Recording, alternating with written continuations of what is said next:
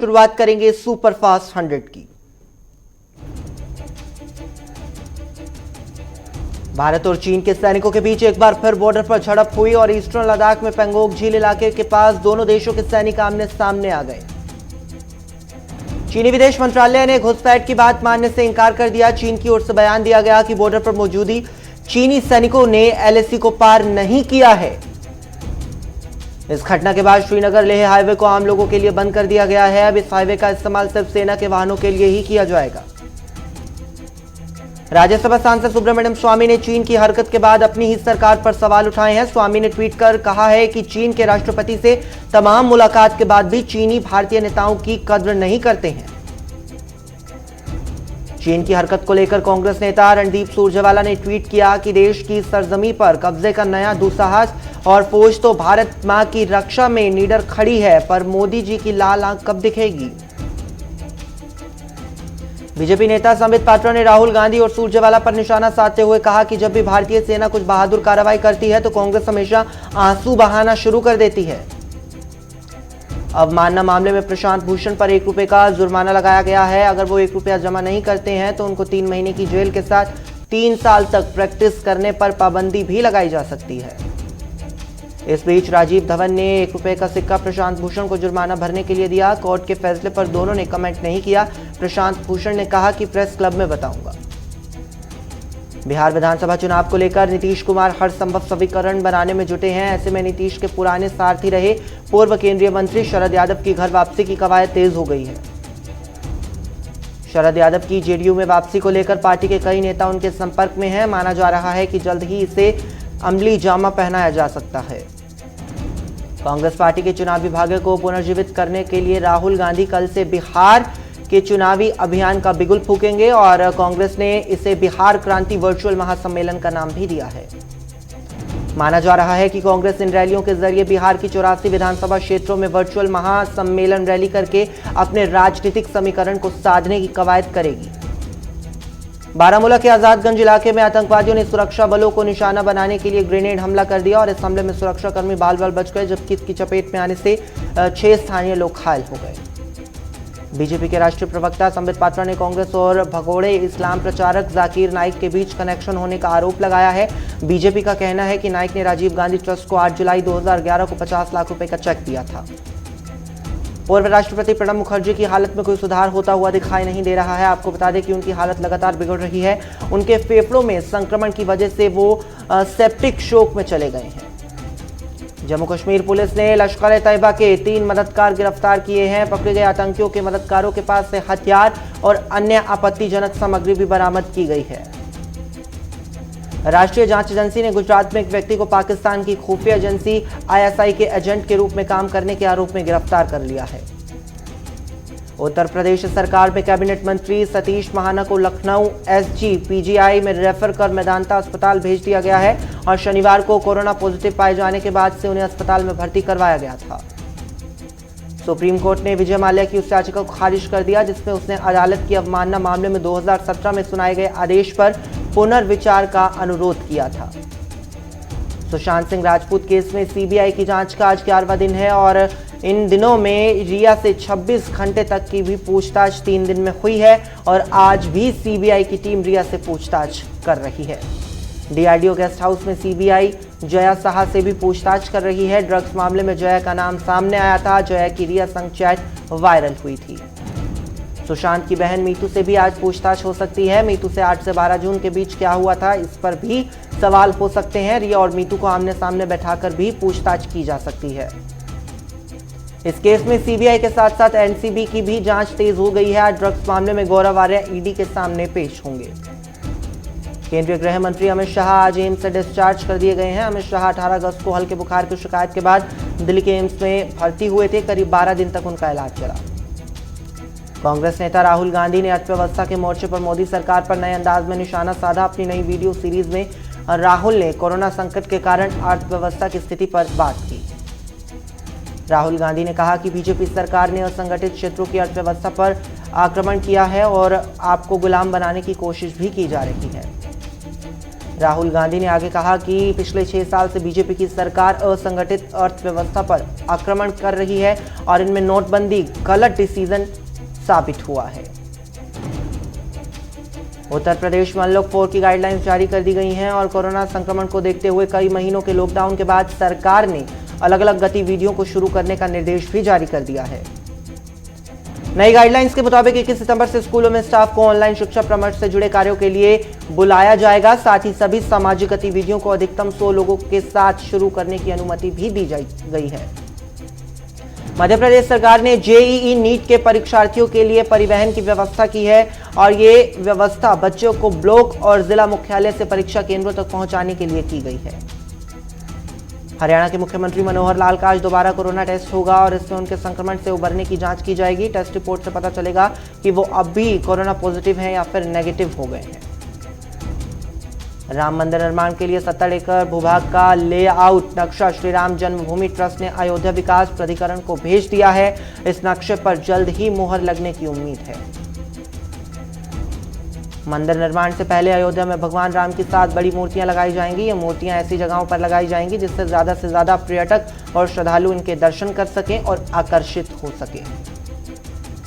भारत के पूर्व राजदूत कात्यायनी शंकर वाजपेयी का 92 साल की उम्र में निधन हो गया है। के.एस. शंकर वाजपेयी अमेरिका और पाकिस्तान में भारत के राजदूत रह चुके हैं।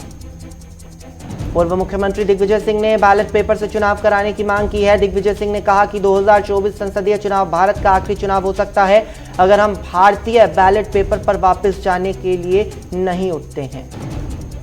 कांग्रेस के वरिष्ठ नेता सलमान खुर्शीद ने कहा है कि कांग्रेस के लिए किसी चुने गए अध्यक्ष की जरूरत नहीं थी क्योंकि सोनिया गांधी इस पद पर थी, इसलिए उन्हें ही नेतृत्व के मुद्दे पर फैसला लेने का अधिकार भी था। केंद्रीय नागरिक उड्डयन राज्य मंत्री हरदीप सिंह पुरी ने कहा कि सरकार को एयरपोर्ट और एयरलाइंस का संचालन नहीं करना चाहिए। उन्होंने उम्मीद जताई है कि सरकार 2020 में ही एयर इंडिया का निजीकरण करने में सफल हो जाएगी। महाराष्ट्र के पालघर में 2 साधुओं समेत 3 लोगों की पीट कर हत्या कर देने के मामले में 3 पुलिसकर्मियों को सेवा से बर्खास्त कर दिया गया है। इन पुलिसकर्मियों में सहायक पुलिस निरीक्षक आनंद राव काले भी शामिल हैं और 16 अप्रैल को ही घटना के समय पालघर के कास थाने में वो प्रभारी थे। राष्ट्रपति रामनाथ कोविंद, प्रधानमंत्री नरेंद्र मोदी, गृह मंत्री अमित शाह समेत कई नेताओं ने देशवासियों और केरल के लोगों को ओणम की बधाई दी है। 2009 बैच की महिला आईपीएस मोनिका भारद्वाज को नई जिम्मेदारी मिली है। मोनिका भारद्वाज दिल्ली क्राइम ब्रांच की डीसीपी नियुक्त की गई हैं। ये पहली बार होगा जब किसी महिला अधिकारी को दिल्ली पुलिस की क्राइम ब्रांच की जिम्मेदारी दी गई है। मोनिका भारद्वाज को क्राइम ब्रांच की कमान सौंपने से महिला पुलिसकर्मियों का भी उत्साह बढ़ेगा। यूपी सीडा के आवासीय सेक्टर में मकान के खराब शराब पार्टी कर रहे 4 महिलाओं समेत 11 विदेशियों को पुलिस ने गिरफ्तार किया है। कई आरोपी पुलिस के आने की भनक पाकर फरार भी हो गए। आगरा, पलवल और फरीदाबाद से दिल्ली आना जाना महंगा हो गया है। बदरपुर फ्लाईओवर से होकर दिल्ली जाने वाले वाहनों को अब ज्यादा टोल टैक्स देना पड़ेगा। मासिक टोल दरों में भी 13 से 39 रुपए तक की बढ़ोतरी दर्ज की गई है। दिल्ली मेरठ एक्सप्रेस वे का कार्य तेजी से चल रहा है। इसी बीच केंद्रीय सड़क और परिवहन मंत्री नितिन गडकरी ने ट्वीट कर यह जानकारी दी है कि एक्सप्रेस वे का निर्माण कार्य दिसंबर 2020 तक पूरा किया जाएगा। भारत में कोरोना मामलों की संख्या 35 लाख के पार पहुंच गई है और इसी के साथ ही भारत 24 घंटे में दर्ज सबसे ज्यादा कोरोना पॉजिटिव केस वाला दुनिया का पहला देश भी बन गया है। केंद्रीय स्वास्थ्य मंत्रालय की ओर से जारी आंकड़ों के मुताबिक देश में रविवार को रिकॉर्ड 78,761 केस सामने आए हैं और इससे पहले शुक्रवार को 24 घंटों में 77,266 नए केस रिकॉर्ड हुए थे। देश की राजधानी दिल्ली में एक बार फिर कोरोना वायरस की रफ्तार बढ़ रही है। दिल्ली में एक दिन में 2000 से ज्यादा नए कोरोना मरीजों की पुष्टि हुई है। दिल्ली में पिछले 24 घंटे में 2024 नए कोरोना वायरस के मरीजों की पुष्टि हुई है और इसी के साथ ही 22 और लोगों की दिल्ली में कोरोना के कारण मौत हो चुकी है। दिल्ली में अब संक्रमण दर 9.9%, रिकवरी रेट 88.91%, एक्टिव मरीजों की दर 8.53% और कोरोना डेथ रेट 2.55% हो चुकी है। बस्ती में विकास कार्य होने के चलते धीरे धीरे हरियाली खेती की जा रही है। जिले में विकास के नाम पर पेड़ों की लगातार कटाई की जा रही है जिसकी वजह से वन क्षेत्र 2% से कम रह गया है। अंबेडकर नगर में पानी को लेकर 2 समुदायों में विवाद हो गया। दोनों तरफ से जमकर ईंट पत्थर चलने लगे और जिसमें 3 लोग घायल भी हो गए। लखनऊ के थाना नाका के नेहरू नगर क्षेत्र में स्कूटी सवार बदमाशों ने कांग्रेस नेता सुशील दुबे की पत्नी की चेन लूट ली, जिसके बाद बदमाश मौके से फरार हो गए। मथुरा के थाना सुरोर के गांव सिकंदरपुर में मकान की छत गिरने से एक महिला की मौत हो गई, जबकि बच्चे गंभीर रूप से घायल हो गए। उत्तराखंड में जसपुर के वरिष्ठ बीजेपी नेता अजय अग्रवाल ने पार्टी से इस्तीफा दे दिया है। अजय अग्रवाल ने बीजेपी पर पार्टी के वरिष्ठ नेताओं की अनदेखी का भी आरोप लगाया है। मध्य प्रदेश के मनावर विधायक डॉक्टर हीरालाल अलावा के मुख्यमंत्री शिवराज सिंह चौहान को चिट्ठी लिखकर पुलिस आरक्षक का ग्रेड पे 1900 से बढ़ाकर 2400 करने की मांग की है। मध्य प्रदेश के पवई नगर में मुस्लिम समुदाय ने सोशल डिस्टेंसिंग के साथ मुहर्रम मनाया और इस दौरान स्थानीय प्रशासन और पुलिस विभाग पूरे तरीके से मुस्तैद दिखाई दिया। धनपुरी थाना प्रभारी की कार्यशैली सवालों के घेरे में आ गई है, जहां गिरफ्तार किए गए युवक के पिता से 1 लाख रुपए मांगे गए हैं। श्रीनगर में सैयद हमीदपोरा नवाब बाजार में एसीबी ने छापेमारी की है और साथ ही कुछ जरूरी कागजात अपने कब्जे में लिए हैं। छत्तीसगढ़ के रायगढ़ में उच्च शिक्षा मंत्री उमेश पटेल और विधायक प्रकाश नायक ने महानदी के बाढ़ग्रस्त गांवों का दौरा किया और अधिकारियों को लोगों की समस्याओं का समाधान करने के निर्देश भी दिए। हमीरपुर में तेज बारिश के चलते बीपीएल परिवार का स्लेट पोश मकान ढह गया और मलबे में दबने के कारण महिला घायल हो गई। मकान गिरने से सारा सामान भी बर्बाद हो गया। दिल्ली सांसद सुशील गुप्ता ने भवानीखेड़ा में ऑक्सीजन जांच केंद्र का शुभारंभ किया। कोरोना से लड़ने के लिए दिल्ली मॉडल को दुनिया का सबसे बेहतर मॉडल बताया गया है। हमीरपुर में नर्सिंग एसोसिएशन ने मेडिकल कॉलेज प्रशासन के खिलाफ मोर्चा खोल दिया है। आरोप है कि प्रशासन उन सभी नर्सिस को क्वारंटाइन नहीं कर रहा है जिन्होंने उन मरीजों का इलाज किया था। हरिद्वार में कांग्रेस ने विधायक महेश नेगी के खिलाफ जोरदार प्रदर्शन किया और विधायक की डीएनए जांच करवाने की भी मांग की गई है। टिहरी के डीएम ने सोंग बांध क्षेत्र का निरीक्षण किया, साथ ही ग्रामीणों की समस्याओं को भी सुना। पूर्णिया के 22 विधानसभा के पूर्व विधायक सैयद रकनुद्दीन ने जेडीयू पार्टी छोड़ एमआईएम पार्टी का दामन भी थाम लिया है।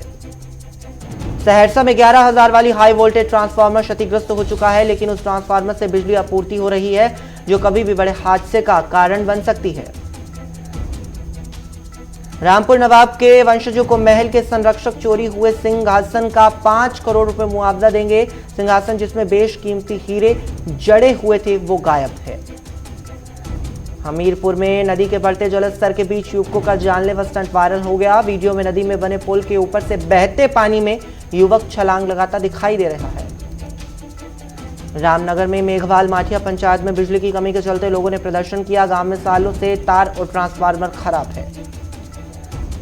हफ्ते के पहले कारोबारी दिन शेयर बाजार तेजी के साथ खुला। सेंसेक्स 484 अंकों की बढ़ोतरी के साथ 399 के स्तर पर और निफ्टी 11,700 के ऊपर रहा। सरकारी तेल कंपनियों ने ग्राहकों को बड़ी राहत दी है। आज पेट्रोल डीजल की कीमत में कोई बदलाव नहीं हुआ है। वित्त मंत्री निर्मला सीतारमण 3 सितंबर को अनुसूचित वाणिज्यिक बैंकों और एनबीएफसी के शीर्ष प्रबंधन के साथ बैठक करेंगी। आज मौजूदा वित्त वर्ष में देशों की पहली तिमाही के लिए जीडीपी डेटा यानी कि आर्थिक विकास दर के आंकड़े को जारी किया जाएगा।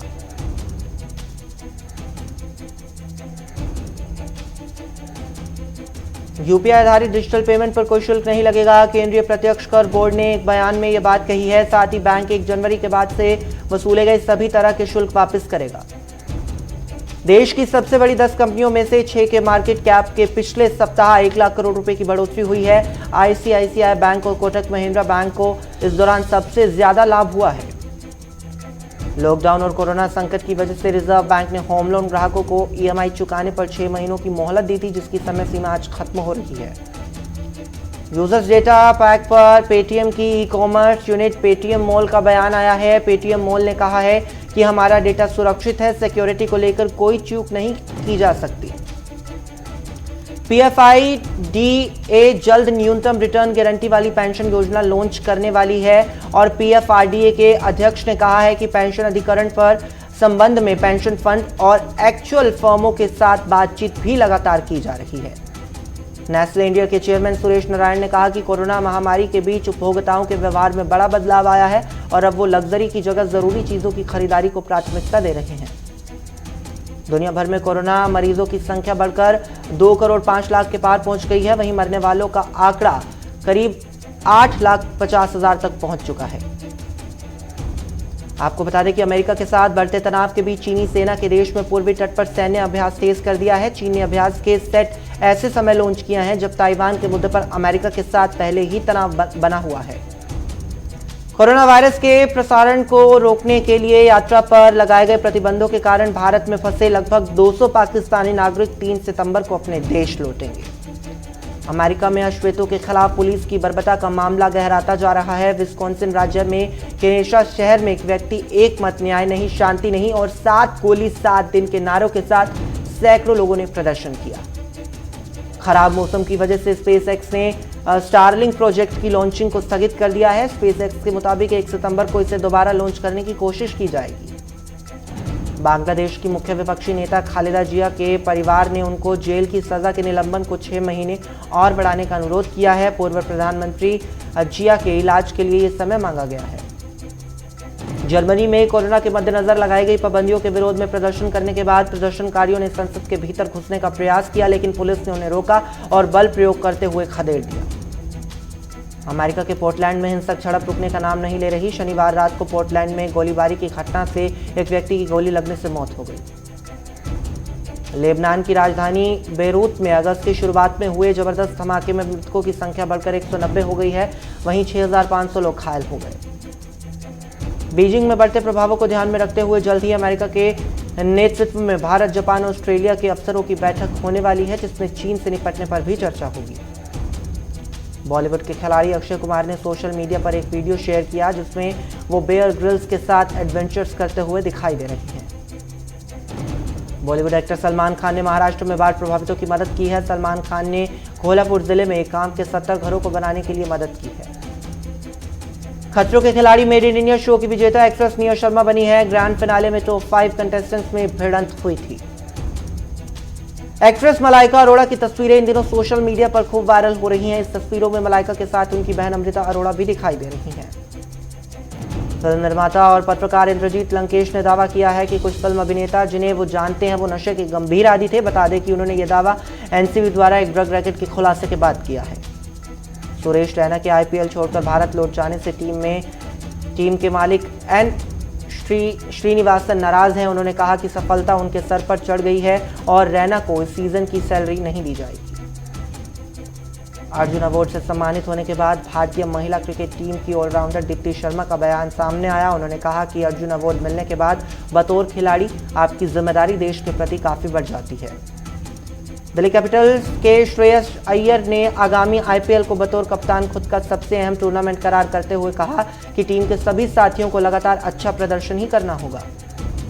इंग्लैंड ने मैनचेस्टर में खेले गए दूसरे टी20 में पाकिस्तान को 5 विकेट से हरा दिया और जीत के साथ अपनी सीरीज में 1-0 की बढ़त हासिल कर ली है। सीएसके के कई सदस्यों के कोरोना पॉजिटिव निकलने के बाद से टूर्नामेंट पर सवाल उठने शुरू हो गए हैं। बीसीसीआई से आईपीएल को रद्द करने की मांग भी अब उठने लगी है।